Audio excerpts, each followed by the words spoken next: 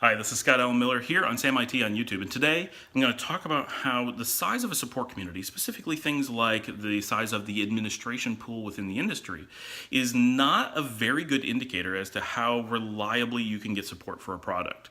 A great example of this, but this applies broadly, we're just going to bring this one up because it's a common one that people talk about, is the size of the pool of Windows administrators versus Linux administrators.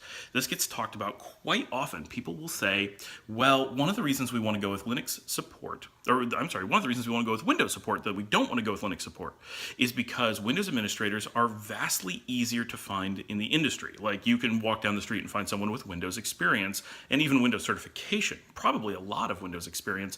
And finding someone with Linux, while not hard, is not as easy. There may be double or 4 times, maybe 10 times as many Windows people as there are Linux people. That means, in theory, that it's easier to find someone to do support. And that's a great theory, and those numbers are real.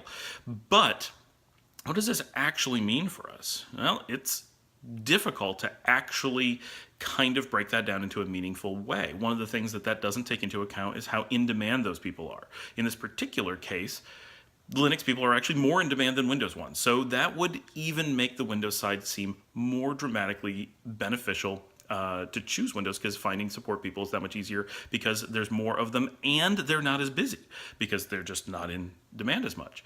So there's a lot of factors we have to consider, but a really big one is the bar at which someone is considered to be an administrator. In the Windows world, the acceptance of what it takes to be an administrator is completely different than what we accept in the Linux world. This is pretty dramatic, actually. In many cases, people who would be considered a senior Windows administrator would not, with the exact same skill set in Linux, be able to legitimately call themselves a junior administrator. The skill sets are different by a lot. And so just for example, in the Linux world, we expect even a junior administrator to be able to script and automate systems and to do so at a command line with no access to a GUI ever. The idea that you could go through your entire career without seeing a GUI on your operating system of choice is normal. Yeah, we expect you'll probably see a GUI somewhere, but if you never did, no one would be surprised at all. On the Windows side, while it's possible to work on systems without a GUI, and I recommend it, the reality is many people can retire from their careers having worked on Windows administration for 30 or 40 years. Not quite, we haven't gone that far yet, but they will. And right now you can do so easily without ever having seen a system without a GUI.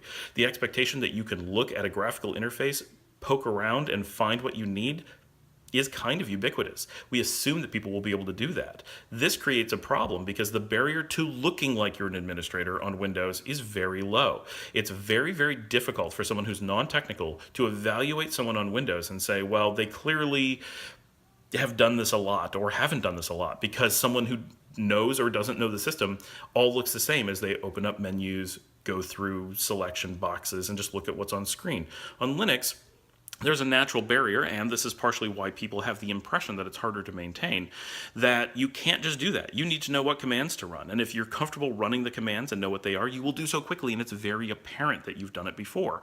And if you've not, you're lost, and you don't know what to do.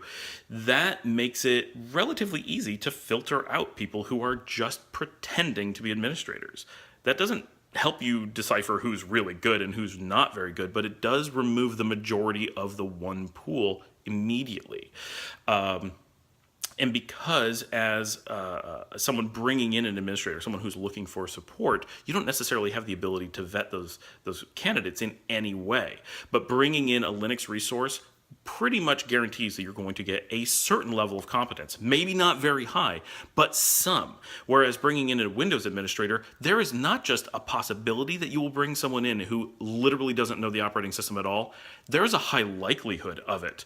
The number of people that work in the field and claim to be Windows administrators, yet can't pass even a casual conversation with someone about IT in general, let alone Windows administration, is really high. Maybe above half the field. Calling yourself a Windows administrator is such a common thing that people think they can do it, and often can, with impunity. You just say it, and it must be so. And in Linux, that's simply not allowed. If you work with other people and you say you know Linux, they will talk to you, and they will call you out for falsifying that statement.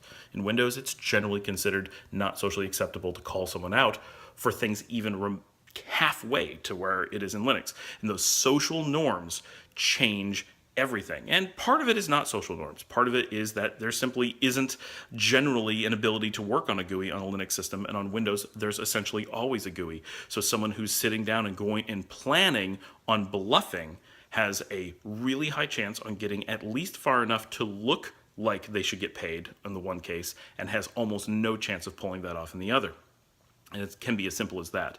But the social differences between the two communities also creates a completely different approach to how you can find people and who ends up in those pools. So this is actually really important, and far more important than the total number of people that are out there or how in demand they are. Because the reality is, if you go out seeking someone in either pool, it's trivial to find somebody that does either one.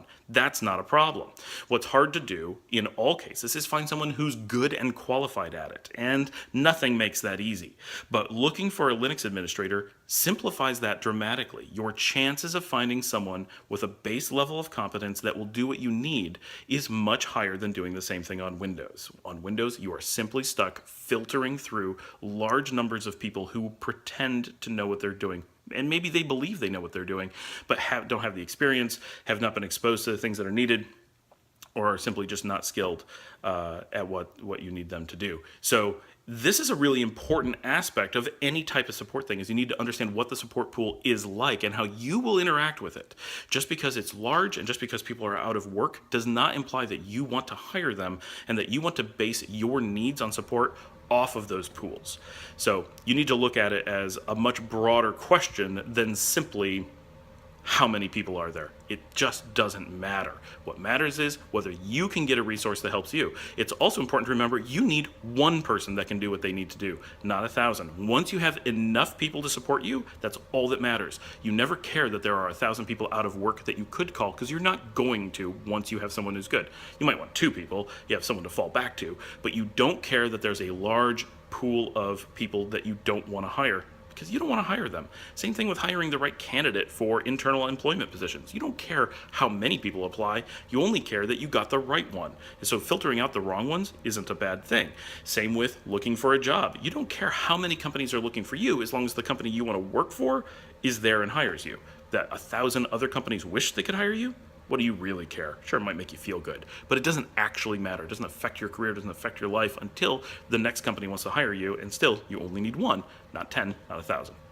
So thanks for joining me. I hope that this explains how support pools work and how we can look for the right factors. And the same thing would affect you, whether it's networking gear or virtualization platforms or whatever. The size of the pool doesn't create the effect that you want. And it's also important to remember that the easiest to support products have the biggest pools, which makes no sense from an industry standpoint, but it's because people put it on their resume and advertise it because they think they can get away without knowing too much. So Windows, because it's super easy to look like you support it and it's very, very broadly used, especially in lower end businesses and consumer, people put it out there. They manage to touch it because they've worked on a Windows desktop. VMware has the same thing with virtualization. Everybody has seen a VMware system, so everybody lists the skill on their resume.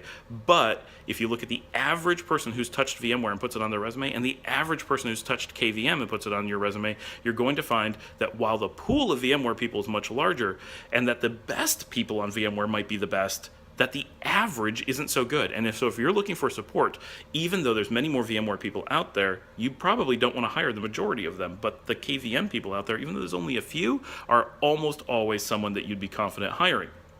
Not always, but the average is way better. So your pool for support on KVM, as an example, is probably superior to the larger pool on VMware. Same thing with all kinds of equipment. The market leader tends to have a position where people associate with it in a way that you actually don't want as someone looking for support. There's just too many people trying to get your business, and a huge number willing to do so at a quality level that other products simply won't accept, whether culturally or from some aspect of the product itself. Please remember to like and subscribe, and as always, we will post a link in the show notes down below as to where you can talk about this more on the mangolassi.it community. Great place for peers to get together and discuss IT, and you can argue about this or share your experiences. Thanks.